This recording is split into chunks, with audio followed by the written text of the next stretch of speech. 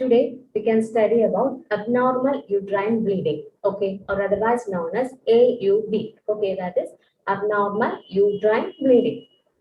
Before going to abnormal uterine bleeding, we can study what do you mean by normal menstruation or what is the definition of normal menstruation.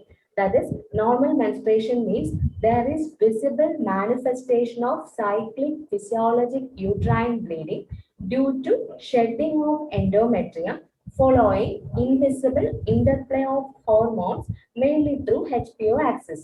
ഇപ്പൊ എന്താണ് normal menstruation എന്ന് പറഞ്ഞാൽ അതായത് due to invisible interplay of hormones mainly through HPO axis there will be visible manifestation of cyclic physiologic uterine bleeding due to shedding of endometrium. Okay, അപ്പൊ നിങ്ങൾക്ക് അറിയാം എന്താണ് മെൻസ്ട്രേഷന്റെ definition ആണ്. Okay, then this results from the choreographed relationship between endometrium and regulating factors. അതായത് എൻഡോമെട്രിയത്തിന്റെയും regulating ഫാക്ടേഴ്സിന്റെയും ഒരു കോറിയോഗ്രാഫ്ഡ് ആയിട്ടുള്ള റിലേഷൻഷിപ്പിന്റെ ഫലമായിട്ടാണ് menstruation ഉണ്ടാകുന്നത്. ഓക്കെ, അത് നമുക്കറിയാം. ഓക്കെ, ഇനി any deviation from this will result in abnormal uterine bleeding.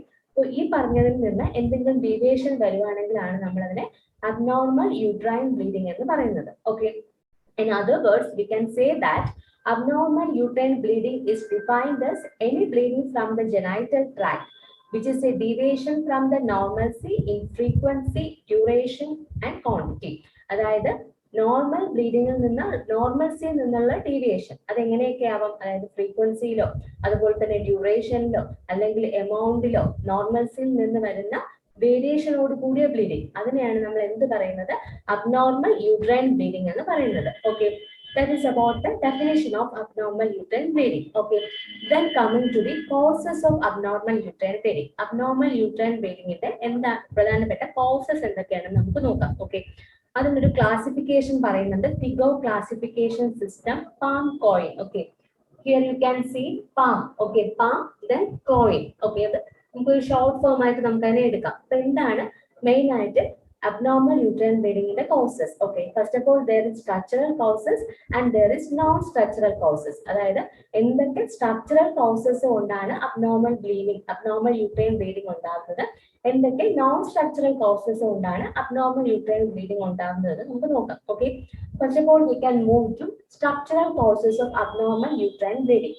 Abnormal uterine bleeding ന്റെ സ്ട്രക്ചറൽ കോസസ് എന്തൊക്കെയാണ് അത് നമുക്ക് ഇങ്ങനെ ഓർക്കാം, പാം എന്ന് ഓർക്കുക. ഓക്കെ, പാം എന്താണ്, പി എന്താണ്, പോൾ, അതായത് പോളിപ്പ് കൊണ്ടോ അല്ലെങ്കിൽ എ അഡിനോമയോസിസ് കൊണ്ടോ, ദെൻ എൽ ലിയോമയോമ കൊണ്ടോ, ദെൻ എം മാലിഗ്നൻസി കൊണ്ടോ, അങ്ങനെ എന്തെങ്കിലും സ്ട്രക്ചറൽ കോസസ് കൊണ്ടാണ് ബ്ലീഡിംഗ് ഉണ്ടാകുന്നെങ്കിലാണ് അത് നമ്മൾ സ്ട്രക്ചറൽ കോസസ് ഓഫ് AUB എന്ന് പറയുന്നത്. Okay, that is PAM, that is P for polyp, A for adenomyosis, L for leiomyoma and M for malignancy. Okay, then coming to the non-structural causes of AUB.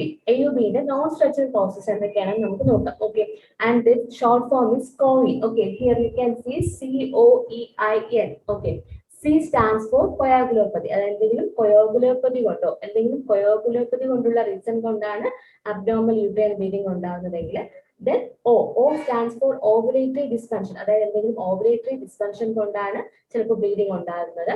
then E stands for endometrial. എന്തെങ്കിലും endometrial causes കൊണ്ട് ചിലപ്പോൾ bleeding ഉണ്ടാവാം. then I stands for iatrogenic. അതായത് എന്തെങ്കിലും iatrogenic causes കൊണ്ട് ചിലപ്പോൾ abnormal uterine bleeding ഉണ്ടാവാം. then N stands for not yet identified. Okay, these are the main non-structural causes of AUB. അപ്പോൾ ഇതാണ് non-structural causes of AUB എന്ന് പറയുന്നത്. That is COEIN. Okay, C stands for coagulopathy, O stands for ovulatory dysfunction, E stands for endometrial causes, and N stands for not yet identified reasons. Okay, then coming to various patterns of AUB. അതായത് abnormal uterine bleeding ന്റെ പല തരത്തിൽ നമുക്ക് bleeding ഉണ്ടാകും. Okay, അത് എന്തൊക്കെയാണെന്ന് നമുക്ക് നോക്കാം. First of all, menorrhagia. Okay, menorrhagia എന്താണ്, മെനറേജിയന്റെ ഡെഫിനിഷൻ എന്താണ്, that is first of all various pattern of AUB നമുക്ക് മൂന്ന് തരത്തിൽ ഉണ്ടാകാം. ഓക്കെ, ഏതൊക്കെ തരത്തിലാണ് നമുക്ക് നോക്കാം. that is first of all it can be either menorrhagia or it can be sometimes polymenorrhea or it can be sometimes epimenorrhea or sometimes it may be due to metorrhagia or sometimes it can be menometorrhagia. Okay, first of all we can see about menorrhagia.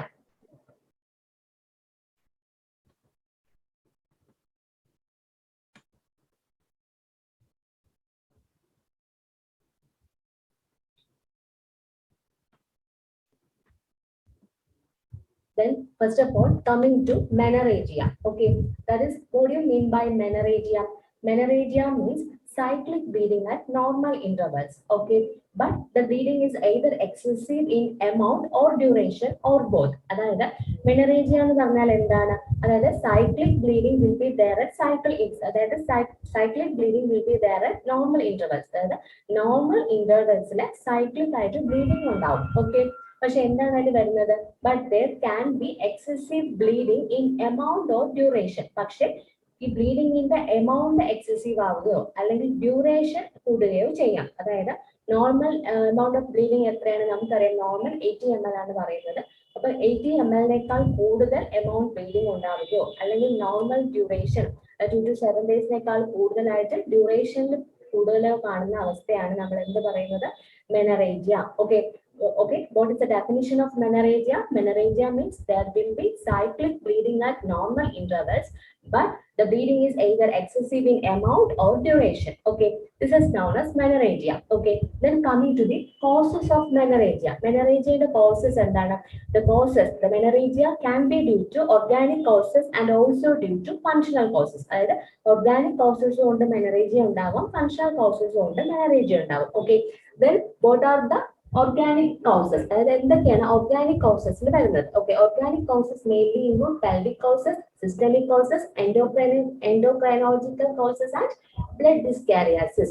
അതായത് organic causes എന്തൊക്കെയാണ് വരുന്നത്? pelvic causes കൊണ്ട് bleeding ഉണ്ടാവാം, അതുപോലെ തന്നെ systemic causes കൊണ്ട് bleeding ഉണ്ടാവാം, then blood dyskaryosis കൊണ്ട് ബ്ലീഡിംഗ് ഉണ്ടാവാം, systemic causes കൊണ്ട് endocrinological causes കൊണ്ട് ബ്ലീഡിംഗ് ഉണ്ടാവാം. Okay, first of all, we can see what are the things coming under pelvic causes. അതായത് മെനറോജിയന്റെ pelvic causes എന്തൊക്കെയാണ് വരുന്നത്? First of all, that may be due to fibroid uterus. നമുക്കറിയാം, fibroid ഉണ്ടെങ്കിൽ bleeding ഉണ്ടാവും. Okay, fibroid കൊണ്ടുള്ള മെനറോജി ആണോ? Then sometimes the bleeding may be due to adenomyosis. ചിലപ്പോൾ adenomyosis കൊണ്ടും ബ്ലീഡിംഗ് ഉണ്ടാവും, മെനറേജിയ ഉണ്ടാവും. Okay, then sometimes may be due to endometriosis. അതായത് എൻഡോമെട്രിയോസിസ് കൊണ്ടും ചിലപ്പോൾ മെനറേജിയ ഉണ്ടാവും. അതുപോലെ തന്നെ IUCDയും യൂട്രസിൽ നമ്മൾ IUCD ഉപയോഗിക്കുന്നുണ്ടെങ്കിലും ചിലപ്പോൾ മെനറേജിയ ഉണ്ടാവും. Okay, this all can be coming under pelvic causes. Okay, pelvic causes of menorrhagia. അതായത് organic causes നമ്മൾ പല ടൈപ്പ് ആയിട്ട് പറഞ്ഞു. First of all, pelvic causes വരുന്നതാണ് ഈ പറഞ്ഞത്. അതായത് endometriosis കാരണം, adenomyosis കാരണം, fibroid and IUCD. Okay, then coming to systemic causes. Systemic causes എന്തൊക്കെയാണ് വരുന്നത്? Systemic causes include mainly liver dysfunction, also may be due to congestive cardiac failure and also may be due to severe hypertension. അതായത് hypertension കാരണമോ അല്ലെങ്കിൽ liver dysfunction കാരണമോ അല്ലെങ്കിൽ congestive cardiac failure കാരണമോ ചിലപ്പോൾ മെനറേജിയ ഉണ്ടാവാം. Okay, then coming to the next causes, that is endocrine. Endocrinological main ആയിട്ട് പറയുന്നത് തൈറോയിഡ് ഡിസ്ഫങ്ഷൻ ആണ്. അതായത് ഹൈപ്പോതൈറോയിഡിസം കൊണ്ട് ചിലപ്പോൾ ബ്ലീഡിംഗ് ഉണ്ടാവും, ചിലപ്പോൾ അതുപോലെ തന്നെ ഹൈപ്പർ തൈറോയിഡിസം കൊണ്ടും ബ്ലീഡിംഗ് ഉണ്ടാവും. Okay, then coming to blood dyskaryosis. blood dyskaryosis പറയുന്നത് ചിലപ്പോൾ ITP, അതായത് thrombocytic purpura, ആ കണ്ടീഷൻ കൊണ്ടോ അല്ലെങ്കിൽ ലിക്യൂമിയ കൊണ്ടൊക്കെ ചിലപ്പോൾ മെനറേജിയ ഉണ്ടാവാനുള്ള ചാൻസ് ഉണ്ട്. Okay, these are the things coming under the organic causes of menorrhagia. Okay, then coming to the functional causes. Functional causes എന്തൊക്കെയാണ് പറയുന്നത്? That is mainly due to the disturbed hypothalamo-pituitary ovarian axis. അതായത് hypothalamo-pituitary ovarian axis വരുന്ന disturbance ഉണ്ടാകുന്ന bleeding, അത് ചിലപ്പോൾ മെനറേജിയ ആയിട്ട് വരാം. Okay, that is coming under functional causes. Okay, this is about menorrhagia. Okay, first of all, we are studying abnormal uterine bleeding in the various forms of bleeding ആണ് നമ്മൾ പഠിക്കുന്നത്. Okay, first we have studied about menorrhagia. Okay, what do you mean by menorrhagia and what are the causes of menorrhagia? Okay, menorrhagia എന്ന question 3 മാർക്കിന് എടുത്ത് ചോദിച്ചിട്ടുണ്ട്. അപ്പൊ അതുകൊണ്ട് മെനറേജിയ എന്താണ്, ഡെഫിനിഷൻ എന്താണ്, അതിന്റെ കോസസ് എന്താണ് നമ്മൾ പഠിച്ചിരിക്കണം. Okay, then next form of abnormal pattern of AUB is polymenorrhea. Polymenorrhea എന്താണെന്ന് നമുക്ക് നോക്കാം. Polymenorrhea is otherwise known as epimenorrhea. Okay, polymenorrhea, epimenorrhea. എന്താണ് polymenorrhea എന്ന് വെച്ചാൽ? that is cyclic bleeding where the cycle is reduced to an arbitrary limit of less than 21 days and remains constant at that frequency. അതായത് പോളിമെനോറിയൽ എന്താണ് സംഭവിക്കുന്നത്? there will be cyclic bleeding ആയിരിക്കും, പക്ഷേ cycle will be reduced to an arbitrary limit of less than 21 days. അതായത് cyclic bleeding ആയിരിക്കും, പക്ഷെ cycle എങ്ങനെയായിരിക്കും 21 ഡേയ്സിനേക്കാളും കുറഞ്ഞിട്ടായിരിക്കും കാണുന്നത്. ഓക്കെ, അതാണ് നമ്മൾ പോളിമെനോറിയ എന്ന് പറയുന്നത്, അല്ലെങ്കിൽ otherwise known as epimenorrhoea. Okay, then epimenorrhagia എന്ന് പറഞ്ഞാൽ എന്താണ്? That is when if the frequent cycle, okay, if the frequent cycle is associated with excessive and prolonged bleeding. So frequent ആയിട്ട് ഉണ്ടാകുന്ന ഈ സൈക്കിള് എക്സസീവ് ആയിട്ടും പ്രൊലോങ്ഡ് ആയിട്ടുള്ള ബ്ലീഡിങ്ങോട് കൂടി കാണുവാണെങ്കിലാണ് നമ്മൾ അതിനെ എന്ത് പറയുന്നത്? എപ്പിമെനോറേജിയ എന്ന് പറയുന്നത്. ഓക്കെ, അപ്പൊ ആദ്യം നമ്മൾ എന്താണ് പഠിച്ചത്? എപ്പിമെനോറിയ അല്ലെങ്കിൽ പോളിമെനോറിയ എന്ന് പറഞ്ഞാൽ എന്താണ്? Cyclic bleeding where the cycle is reduced to an arbitrary limit of less than 21 days and it will remain constant at that frequency. Okay, then what do you mean by epimenorrhagia? Epimenorrhagia means if the frequent cycle is associated with excessive or prolonged bleeding. Okay, this is known as epimenorrhagia. Okay, this is the second form of abnormal pattern of abnormal uterine bleeding. Okay, then next is metorrhagia. Metorrhagia എന്താണ്? Metorrhagia എന്ന് വെച്ചാൽ there will be irregular acyclic bleeding from the uterus. അതായത് bleeding irregular ആയിരിക്കും, അതുപോലെ തന്നെ എസൈക്ലിക്കും ആയിരിക്കും. Okay, acyclic ആയിരിക്കും, irregular ആയിരിക്കും. ഈ രണ്ട് കണ്ടീഷൻസിൽ കൂടെ കാണുന്ന ബ്ലീഡിംഗ് ആണ് മെറ്ററേജിയ എന്ന് പറയുന്നത്. Okay, that is there will be irregular acyclic bleeding from the uterus. Okay, then coming to the next abnormal pattern, that is menometorrhagia. Okay, menometorrhagia എന്ന് പറഞ്ഞാൽ എന്താണ്? That is in menometorrhagia bleeding will be so irregular and excessive, okay, so that we cannot identify the periods at all. അതായത് bleeding irregular ആയിരിക്കും, അതുപോലെ തന്നെ excessive ആയിരിക്കും, നമുക്ക് periods ആണോ എന്ന് തന്നെ തിരിച്ചറിയാൻ പറ്റുന്നില്ല. ഓക്കെ, അതായത് അങ്ങനെ ഇറഗുലർ ആയിരിക്കും, എക്സസീവ് ആയിരിക്കും, പീരീഡ് ആണോ, പീരീഡിന്റെ ബ്ലീഡിംഗ് ആണോ അല്ലാത്ത ബ്ലീഡിംഗ് ആണോ നമുക്ക് തിരിച്ചറിയാൻ പറ്റാത്ത തരത്തിൽ ബ്ലീഡിംഗ് ഉണ്ടായിരിക്കും. അതിനെയാണ് നമ്മൾ എന്ത് പറയുന്നത്? മെനോമെറ്ററേജിയ. Okay, that is the bleeding will be so irregular and excessive so that the periods cannot be identified at all. Okay, these are the abnormal patterns of bleeding commonly seen in AUB. So, എന്തൊക്കെയാണ് abnormal patterns of bleeding വരുന്നത്? First of all, menorrhagia, then polymenorrhea, then metorrhagia and menometorrhagia. Okay, then coming to the next portion, that is DUB. Okay.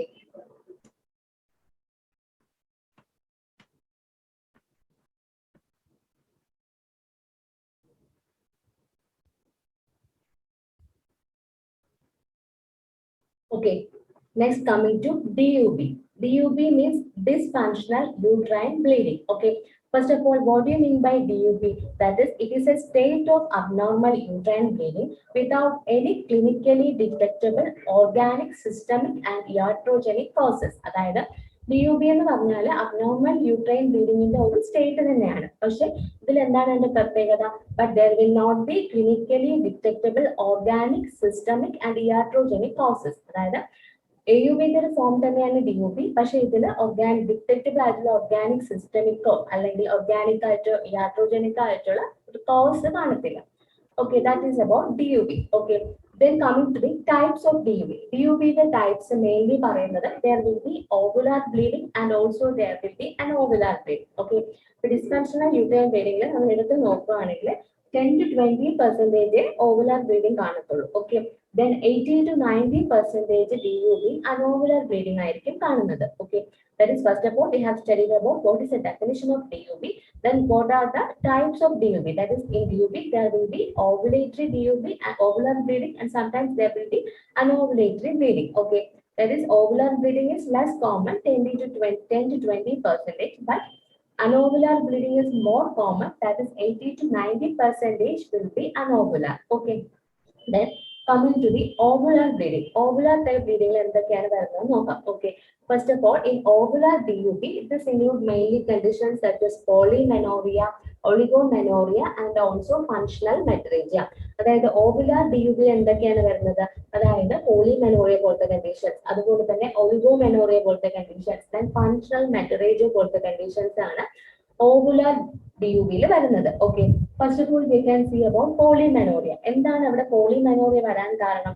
That is, follicular growth is speeded. Okay, so that there will be shortening of the follicular phase. Okay, and this is due to the hyperstimulation of follicular growth by FSH. അതായത് FSH ന്റെ that is First of all, there will be hyperstimulation of follicular growth by FSH.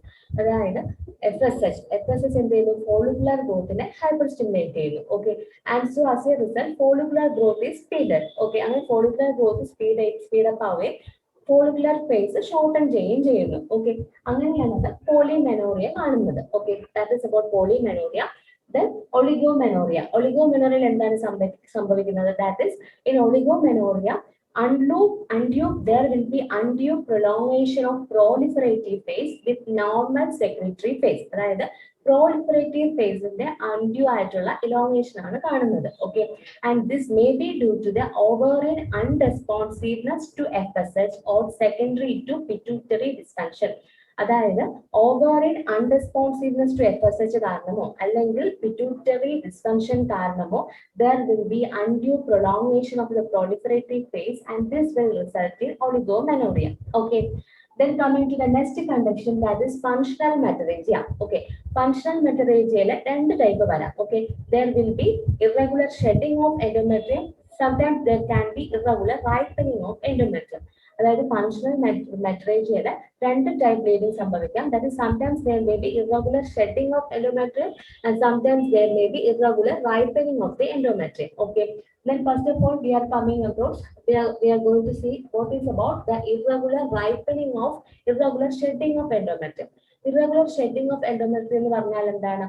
അതായത് ഈ type bleeding കാണുന്നത് mainly in the extremes of reproductive period, അതായത് പ്യൂബർട്ടിന്റെ സമയത്ത് അല്ലെങ്കിൽ menopause അടുക്കുന്ന സമയത്താണ് ഇങ്ങനെ irregular shedding of endometrium കാണുന്നത്. Okay, ഇതിൽ എന്താണ് സംഭവിക്കുന്നത്? That is, normally regeneration of endometrium is completed by the end of third day of menstruation. നമുക്കറിയാം മെൻസ്ട്രേഷന്റെ തേർഡ് ഡേ ആകുമ്പോഴത്തേക്കും നോർമലി എൻഡോമെട്രിയത്തിന്റെ റീജനറേഷൻ കംപ്ലീറ്റ് ചെയ്യും. Okay, but in this condition what happens, this formation is continued for a variable period. Okay, for a variable period with simultaneous failure of regeneration of endometrium. ഇവിടെ എന്താണ് സംഭവിക്കുന്നത്? irregular shedding കാരണം there will be this disformation will be continued for a variable period. അതായത് irregular shedding ഉണ്ടാകുന്ന കാരണം ഈ disformation കുറച്ച് കാലം നീണ്ടു നിൽക്കുന്നു, പക്ഷെ റീജനറേഷൻ ഉണ്ടാവുന്നില്ല. Okay, and so this will happens and so this will result in menorrhagia. Okay, അതാണ് irregular shedding of endometrium എന്ന് പറയുന്നത്. അതായത് first of all in irregular shedding of endometrium, in irregular shedding of endometrium, disformation is continued for a variable period, but there will be simultaneous failure of degeneration of endometrium. Okay, then coming to the next point, that is irregular ripening of endometrium. So irregular ripening of endometrium endana nadakkunnathu? That is, in irregular ripening of endometrium there will be poor formation and inadequate function of corpus luteum. So irregular ripening of endometrium corpus luteuminte poor formation അതുപോലെ തന്നെ inadequate function ആണ് കാണുന്നത്. Okay, and the secretion of both estrogen and progesterone is inadequate to support the endometrial growth. Estrogen and progesterone secretion endometrial growth in a promote energy inadequate. Okay, and so slight bleeding will occur and this continues by the start of proper flow.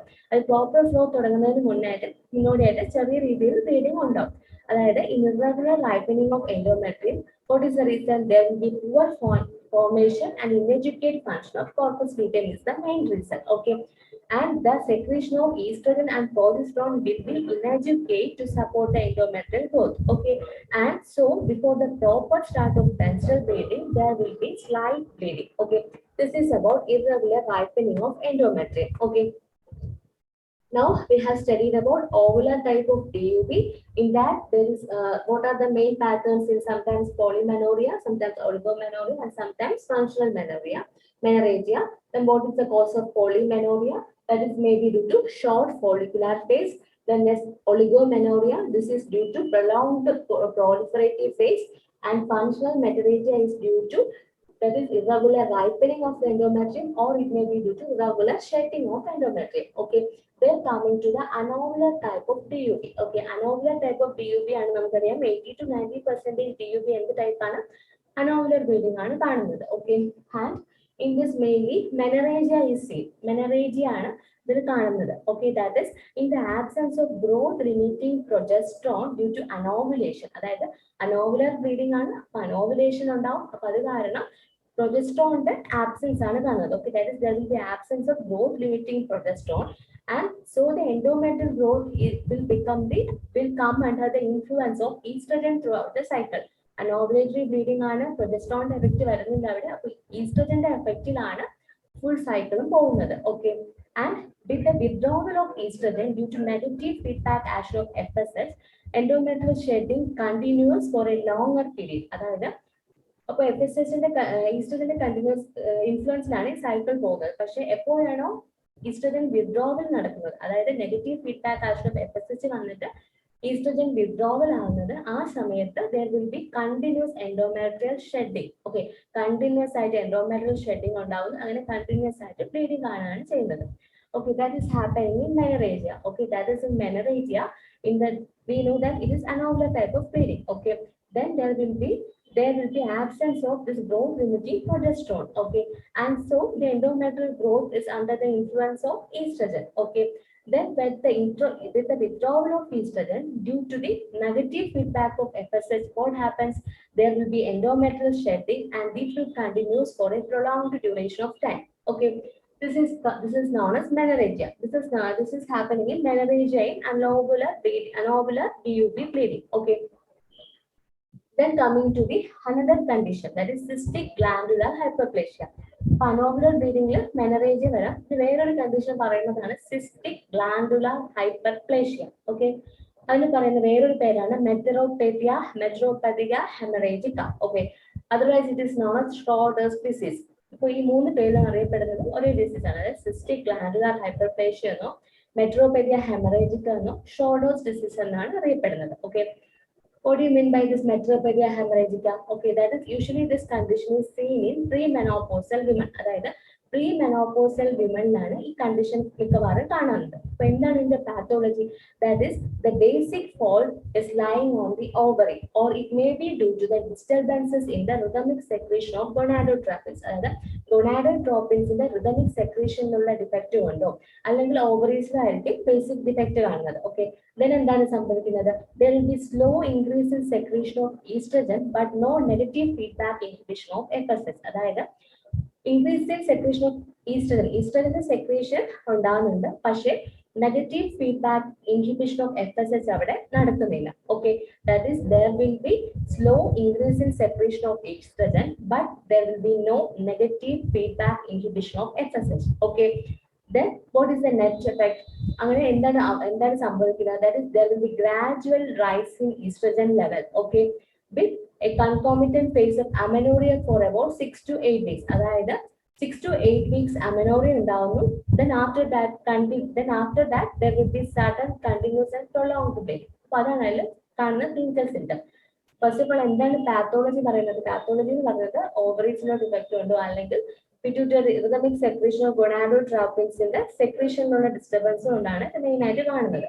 ഇവിടെ എന്താണ് സംഭവിക്കുന്നത്? That is there will be slow increase in secretion of estrogen. ഈസ്ട്രജന്റെ secretion slow ആയിട്ട് നടക്കുന്നുണ്ട്, പക്ഷേ the negative feedback inhibition of FSH will not be there. അതായത് negative feedback of FSH inhibition ഇവിടെ നടക്കുന്നില്ല. ഓക്കെ, അങ്ങനെ വരുമ്പോൾ എന്താണ് സംഭവിക്കുന്നത്? There will be gradual rise in the estrogen level. Estrogen level gradually rise ചെയ്യാണ്. Then there will be amenorrhea for 6 to 8 weeks. 6 to 8 weeks continuous amenorrhea ഉണ്ടാവും. Okay, then as there is no ovulation, നമുക്കറിയാം ഇവിടെ ovulation ഇല്ല. endometrium is under the control of estrogen. endometrium ആരുടെ കൺട്രോളിലാണ്? ഈസ്ട്രജന്റെ കൺട്രോളാണ്. Oppose ചെയ്യാൻ ആരില്ല, progesterone ഇല്ല.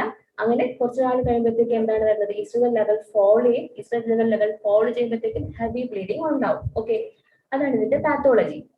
Okay, then painless prolonged bleeding will be there until the blood vessels regenerate to control it. അതായത് 6 to 8 weeks അത് patient എങ്ങനെയായിരിക്കും present ചെയ്യുന്നത്? അതായത് പ്രീമെനോപോസൽ age ഗ്രൂപ്പിലുള്ള women ആയിരിക്കും 6 to 8 weeks amenorrhea പ്രസന്റ് ചെയ്യും. then കണ്ടിന്യൂസ് ആയിട്ട് പ്രൊലോങ്ഡ് ആയിട്ട് സിവിയർ ബ്ലീഡിംഗ് കാണും. ഓക്കെ, ആ കണ്ടീഷനാണ് നമ്മൾ എന്ത് പറയുന്നത്? സിസ്റ്റിക് ഗ്ലാൻഡുലാർ ഹൈപ്പർപ്ലേഷ്യ അല്ലെങ്കിൽ മെട്രോപെരിയ ഹെമറേജിക്ക എന്ന് പറയുന്നത്. ഓക്കെ, എന്തുകൊണ്ടാണ് സിസ്റ്റിക് ഗ്ലാൻഡുലാർ ഹൈപ്പർപ്ലേഷ്യ എന്ന് പറയുന്നത്? അതായത് മൈക്രോസ്കോപ്പിക്കലി നമ്മൾ നോക്കുമ്പോൾ സിസ്റ്റിക് ഗ്ലാൻഡുലാർ ഹൈപ്പർട്രോഫി കാണുന്നുണ്ട്. ഓക്കെ, അതുകൊണ്ടാണ് ഹൈപ്പർട്രോഫി കാണുന്നതാണ് സിസ്റ്റിക് ഗ്ലാൻഡുലാർ ഹൈപ്പർപ്ലേഷ്യ എന്ന് പറയുന്നത്. Okay, then Swiss cheese pattern കാണുന്നുണ്ട്. അതായത് എൻഡോമെട്രിയത്തിലെ സ്വിസ് ചീസ് പാറ്റേൺ, അതായത് some glands small, some glands large ആയിട്ട് ഒരു സ്വിച്ച് പോലെ ഒരു പാറ്റേൺ കാണുന്നുണ്ട്. അതും ഈ ഡിസീസിന്റെ ഒരു പെക്യുലാരിറ്റി ആണ്. Okay, that is about metropathia hemorrhagica and cystic glandular hyperplasia. Okay, that is metropathia hemorrhagica, Schroeder's disease of cystic glandular hyperplasia. Okay, this is about DUB. Okay, first of all, we have studied what is the definition of DUB, then what are the types of DUB. There will be ovular type of bleeding and anovular type of bleeding. Then what are the types of bleeding patterns coming under ovular DUB? That is polymenorrhea, oligomenorrhea, and functional menorrhagia. Then in anovular bleeding, mainly menorrhagia is it. Then another condition, that is metropathia hemorrhagica. Okay, then coming to the investigations in DUB, or how we can manage the case of DUB. ഒരു DUB case നമ്മളടുത്ത് വരുവാണ്, അല്ലെങ്കിൽ abnormal uterine bleeding ഉള്ള case നമ്മളടുത്ത് വരുവാണെങ്കിൽ നമ്മൾ എങ്ങനെയാണ് അതിനെ മാനേജ് ചെയ്യുന്നത്? Okay, first of all history taking proper ആയിട്ട് നമ്മൾ ഹിസ്റ്ററി ടേക്കിംഗ് എടുക്കണം. ഹിസ്റ്ററി ടേക്കിംഗ് നമ്മൾ നോക്കണം. എക്സസീവ് ബ്ലീഡിംഗ് നമ്മൾ എങ്ങനെ അസസ് ചെയ്യും? അതായത് ഒരു പേഷ്യന്റ് നമ്മുടെ അടുത്ത് വരുവാണ്. ഓക്കെ, അങ്ങനെയാണ് നമ്മൾ എങ്ങനെ എക്സസീവ് ബ്ലീഡിംഗ് അസസ് ചെയ്യും? അതായത് number of pads, okay, we should enquire about number of pads used, then passage of clots, then what about the size of clot, what about the number of the clot, then what about the duration of the bleeding, then what about the pattern of bleeding, cyclical, acyclical. Okay, we should enquire all this. Okay, we should assess excessive bleeding. എങ്ങനെ assess ചെയ്യുമ്പോൾ number of pads ചോദിക്കണം, passage of clots ചോദിക്കണം, and size ചോദിക്കണം, number ചോദിക്കണം, duration of bleeding ചോദിക്കണം, bleeding type ചോദിക്കണം, cyclical ആണോ എസൈക്ലിക്കൽ ആണോ എന്നൊക്കെ നമ്മൾ ഹിസ്റ്ററി എടുക്കുമ്പോൾ മെൻസ്ട്രൽ ഹിസ്റ്ററി നമ്മൾ അസസ് ചെയ്യേണ്ടതാണ്. ഓക്കെ, ദെൻ ഇമോഷണൽ അസെപ്റ്റ്, അതായത് സൈക്കോളജിക്കൽ ഡിസ്റ്റർബൻസസ് കൊണ്ട് ബ്ലീഡിംഗ് DUB അല്ലെങ്കിൽ AUB പോലത്തെ കണ്ടീഷൻസ് ഉണ്ടാവും. ഇമോഷണൽ അപ്സെറ്റ് കാരണമായിട്ടുള്ള എന്തെങ്കിലും കാര്യങ്ങളുണ്ടോ എന്ന് നമ്മൾ അന്വേഷിക്കണം. ദെൻ IUCD ഇൻസേർഷൻ എന്തെങ്കിലും ചെയ്തിട്ടുണ്ടോ എന്ന് നോക്കണം. Okay, this about the history. Then coming to the next part, examination. Examination നമ്മൾ തറവായിട്ട് general we should do thorough general examination, systemic examination, and pelvic examination. Okay, general examination ചെയ്യണം, systemic examination, then thorough ആയിട്ടുള്ള gynecological examination ചെയ്യണം. Okay, then coming to the investigation. Investigation നമുക്ക് എന്തൊക്കെയാണ് first നോക്കേണ്ടത്? That is investigation. First we should assess the blood values, അതായത് haemoglobin level. നമുക്കറിയാം ഈ AUB കണ്ടീഷൻസിൽ നമുക്ക് ഹീമോഗ്ലോബിൻ ഒക്കെ കുറഞ്ഞിട്ടായിരിക്കും നമ്മുടെ അടുത്ത് വരുന്നത്. Okay, first we should check the HB, that is hemoglobin. First of all, we should assess the amount of hemoglobin. Then we should also assess the bleeding time, then clotting time, and also the prothrombin time. Okay, അതായത് blood വാല്യൂസിൽ ഇത്രയാണ് നമ്മൾ main ആയിട്ട് assess ചെയ്യാനുള്ളത്. Haemoglobin, then clotting time, bleeding time, prothrombin time. Okay, then thyroid function test. നമുക്കറിയാം thyroid dysfunction കൊണ്ട് AUB ഉണ്ടാവാം. അപ്പൊ അതുകൊണ്ട് നമുക്ക് തൈറോയിഡ് ഫങ്ഷൻ ടെസ്റ്റ് നമ്മൾ ചെയ്തിരിക്കണം. ഓക്കെ, ദെൻ അപ്പൊ എങ്ങനെയാണ് നമ്മൾ അതിന്റെ ഒരു പ്ലാൻ ഓഫ് ഇൻവെസ്റ്റിഗേഷൻസ് എന്ന് പറയുന്നത്? First of all we should do the blood values, then we should go for USG നോക്കണം. USG നോക്കുമ്പോൾ നമുക്ക് അതിന്റെ ഒരു റീസൺ മനസ്സിലാവും. ഓക്കെ, ദെൻ USG കൊണ്ട് മനസ്സിലായില്ല എങ്കിൽ നമ്മൾ നെക്സ്റ്റ് സ്റ്റെപ്പ് എന്താണ്? ഡയഗ്നോസ്റ്റിക് യൂട്രൈൻ ക്യൂറേറ്റേജ്, ഡയഗ്നോസ്റ്റിക് ആയിട്ടുള്ള യൂട്രൈൻ ക്യൂറേറ്റേജ് ചെയ്യാം, അല്ലെങ്കിൽ എൻഡോമെട്രിയൽ സാമ്പിളിംഗ് എടുക്കാം. ഓക്കെ, then next step ആയിട്ട് പറയുന്നത് ഹിസ്റ്റോസ്കോപ്പി ചെയ്യാം, then ലാപ്രോസ്കോപ്പി. ഓക്കെ, ഇതാണ് പ്ലാൻ ഓഫ് ഇൻവെസ്റ്റിഗേഷൻസ് എന്ന് പറയുന്നത്. Okay, that is first we should assess the blood value, then USG, then diagnostic uterine curettage, endometrial sampling, then hysteroscopy, then laparoscopy. Okay, then coming to the management of DUB, അതായത് DUB ന്റെ management എങ്ങനെയായിരിക്കണം? That is we should do general management, then medical management, and surgical management. Okay, first of all, general management എന്തായിരിക്കും? നമ്മൾ patient എന്ത് ചെയ്യണം? Rest advice ചെയ്യണം, അതുപോലെ തന്നെ അഷുറൻസ് കൊടുക്കണം. ഓക്കെ, സൈക്കോളജിക്കൽ സപ്പോർട്ട് നല്ലോണം നമ്മൾ ഈ ബ്ലീഡിംഗ് കേസസിന് കൊടുക്കേണ്ടതാണ്. ഓക്കെ, ദെൻ അനീമിയ കറക്റ്റ് ചെയ്യണം, അതായത് ഡയറ്റും അതുപോലെ തന്നെ ഹെമറ്റമിക്സ് ഒക്കെ കൊടുത്ത് anemia correction. Okay, this is coming under general management. Okay, first of all, we should give them psychological assurance, and we should advise them rest, and also we should advise them proper diet, and we should correct the anemia. Okay, then next is medical management. Medical management le main ആയിട്ട് കൊടുക്കുന്നത് ഹോർമോൺസിൽ main ആയിട്ട് പ്രൊജസ്റ്റിൻസ് ആണ് കൊടുക്കുന്നത്. Okay, പ്രൊജസ്റ്റിൻസ് ആണ് main ആയിട്ട് AUB പറയുന്ന hormone support എന്ന് പറയുന്നത്. അതുപോലെ തന്നെ then anti-fibrinolytic agents പറയുന്നത് tranexamic acid ആണ്. ഓക്കെ, tranexamic acid commonly അപ്പൊ ആവശ്യം വന്നാൽ നമ്മളും കൊടുക്കുന്നതാണ്. tranexamic acid സിവിയർ ബ്ലീഡിംഗ് ആയിട്ട് വരുന്ന കണ്ടീഷൻസിൽ tranexamic acid കൊടുക്കാറുണ്ട്. Okay, that is about the medical management. Then first of all, we should give progestins, then anti-fibrinotic agents such as tranexamic acid, then prostaglandin synthetase inhibitor. അങ്ങനെ മൂന്ന് തരത്തിലാണ് medical management പറഞ്ഞു പോകുന്നത്. Okay, then coming to the surgical management. Surgical management പറയുന്നത് uterine curettage പറയുന്നുണ്ട്, endometrial ablation പറയുന്നുണ്ട്. Then necessary, if the necessary, we can do hysterectomy. Okay, അങ്ങനെയാണ് surgical management of DUP പറഞ്ഞിരിക്കുന്നത്. Okay, uterine curettage, then endometrial ablation, then hysterectomy. Okay, that is about the management of the AUP. Okay, okay, that is all about AUP. First of all, in AUP, first of all, we have studied what is the definition of AUP, then what are the causes, what are the structural causes of AUP, then what are the non-structural causes of AUP. Then we have studied what are the type of, that is abnormal pattern of bleeding in AUP. Okay, then we have studied DUP. Then coming to the DUP, then what are the types of DUP? Okay, then coming to the line of management of the AUB patient. That is, what are the things we have to keep in mind while assessing their history, then examination, then blood investigations. Then what about the management? What about the general management, medical management, and surgical management? Okay, this is all about AUB.